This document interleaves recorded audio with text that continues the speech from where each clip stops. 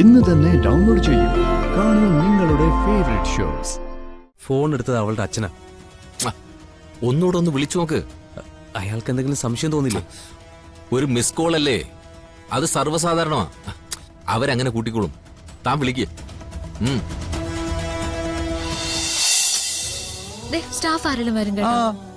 ഒരാളും ഇവിടേക്ക് വരില്ല. അതെ, മുതലാളി ഭക്ഷണം കഴിക്കുന്ന സമയത്തെ ഒരാൾക്കും നോ എൻട്രി. താൻ ധൈര്യമായിട്ടിരുന്നോ? ഇരിക്കാൻ.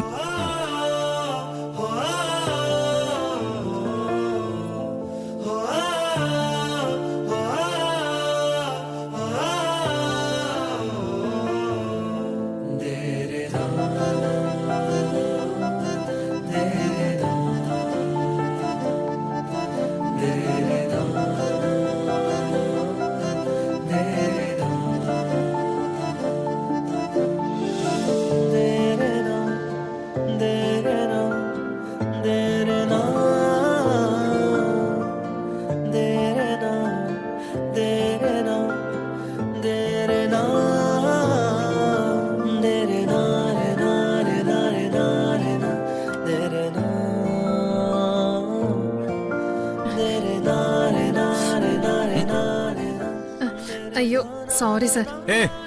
അതൊന്നും കുഴപ്പമില്ല. നിങ്ങൾ എന്തിനാ വന്നതെന്ന് വെച്ചാ അതങ്ങ് ചെയ്തോളൂ. അത് സാരമില്ല സർ, കഴിച്ചു കഴിഞ്ഞിട്ട് ഞാൻ വന്നോളാം.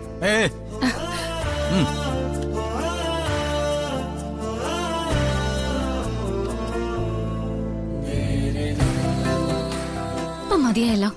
ഞാൻ പറഞ്ഞില്ലേ ആരെങ്കിലും കയറി വരുന്ന. ഒരു കുഴപ്പമില്ല. ഏതായാലും ഇനി ഒരാളും പോലും ഇങ്ങോട്ട് വരില്ല. കഴിക്കുക.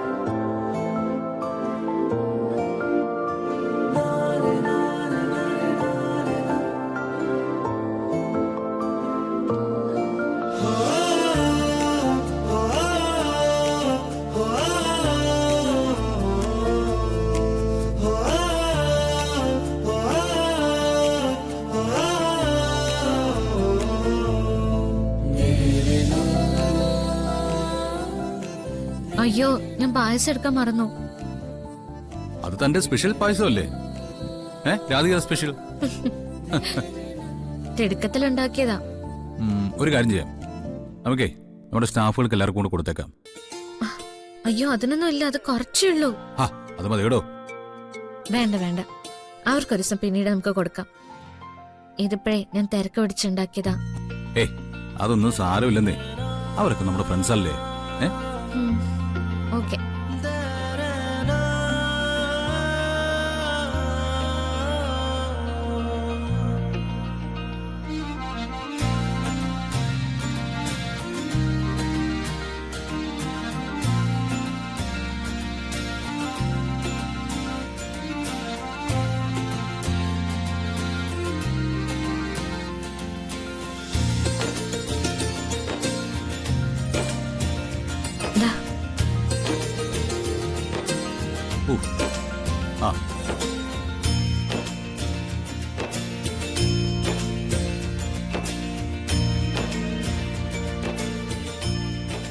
മാഡം, പായസം ഉഗ്രനായിട്ടുണ്ട്. ഓ, നോർമൽ അല്ലാത്തൊരു ടേസ്റ്റ്, ഗംഭീരം. അതൊക്കെ നിങ്ങൾ ചുമ്മാ പറയുന്നല്ലേ, എനിക്കറിയാം. കാര്യമായിട്ട് പറഞ്ഞതാ മാഡം. നന്നായിട്ടുണ്ട്, ഞങ്ങൾക്കൊക്കെ വളരെ ഇഷ്ടമായി. വരുൺ സാർ, ഇങ്ങനെ കൈപുണ്യമുള്ളൊരു ഭാര്യയെ കിട്ടുന്നത് ഭാഗ്യാണ് കേട്ടോ. ആണോ? ഇത് മാത്രമൊന്നുമല്ല, പാചകത്തിന്റെ കാര്യത്തിലേ ഒരു പുലിയ. അതെ, നമുക്കൊരു കാര്യം ചെയ്യാം. ഓഫീസ് ഇല്ലാത്തൊരു ദിവസം കണിമംഗലത്ത് നമുക്ക് എല്ലാവർക്കും കൂടെ ഒന്നിച്ചങ്ങ് കൂടാം. ആ പിന്നെ അന്ന് എന്റെ ശ്രീമതി ഇദ്ദേഹത്തിന്റെ എല്ലാ സ്പെഷ്യലുകളും നിങ്ങൾക്കായി ഒരുക്കി വെച്ചിരിക്കും. പോരെ? മതി സർ. സാറിന്റെ തിരക്കില് സാറ് ചിലപ്പോ ഈ കാര്യങ്ങളൊക്കെ മറന്നുപോകും. മാഡം ഒന്ന് ഓർമ്മിപ്പിച്ചേക്കണേ. ഓർമ്മിപ്പിക്കാം.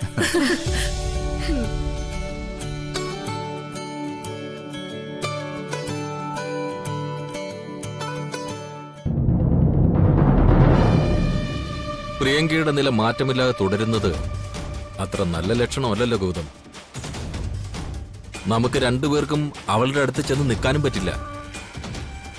വളരെ വേണ്ടപ്പെട്ട ആരുടെയെങ്കിലും പരിചരണം ഉണ്ടെങ്കിൽ ഒരുപക്ഷെ വളരെ എളുപ്പം ഓർമ്മയിലേക്ക് തിരിച്ചെത്താൻ കഴിയുമെന്നാ ആലോചിക്കുന്നേ. വേണ്ടപ്പെട്ടവർ എന്ന് പറഞ്ഞ അവളുടെ അച്ഛനും അമ്മയും അവരറിഞ്ഞ ഓടിയെത്തും. പക്ഷേ അതോടെ ഇതിന്റെ രഹസ്യ സ്വഭാവം അവസാനിക്കും. പിന്നെ ആറ്റുവാശ്ശേരിക്കാരും കണിമംഗലത്തുകാരും ഇവിടേക്ക് ഇടിച്ചു കയറും.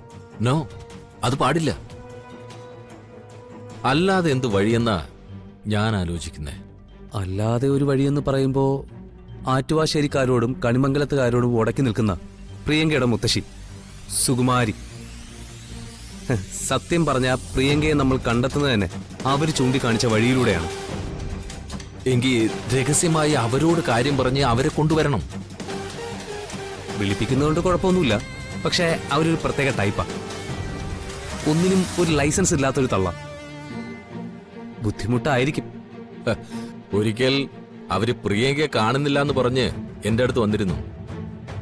അപ്പൊ എനിക്ക് മനസ്സിലായി മറ്റാരോടുമില്ലാത്ത ഒരു ഇഷ്ടം പ്രിയങ്കയോടുണ്ടെന്ന്. അക്കാര്യത്തിൽ സംശയമില്ല. പ്രിയങ്കയെ അവർക്ക് തിരിച്ചും ജീവനാ. പ്രിയങ്ക കണ്ണു തുറക്കും. എനിക്ക് മറ്റു കാര്യങ്ങളൊന്നും ആലോചിക്കണ്ട. അവരെ തന്നെ വിളിക്കുക. കാര്യങ്ങൾ രഹസ്യമായിരിക്കണമെന്ന് അവരോട് പറ. വിളിക്കല്ലേ? വിളിക്കുക.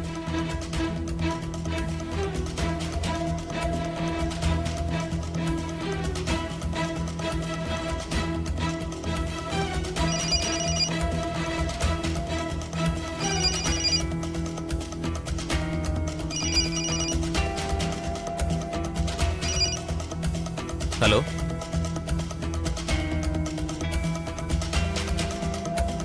ഹലോ.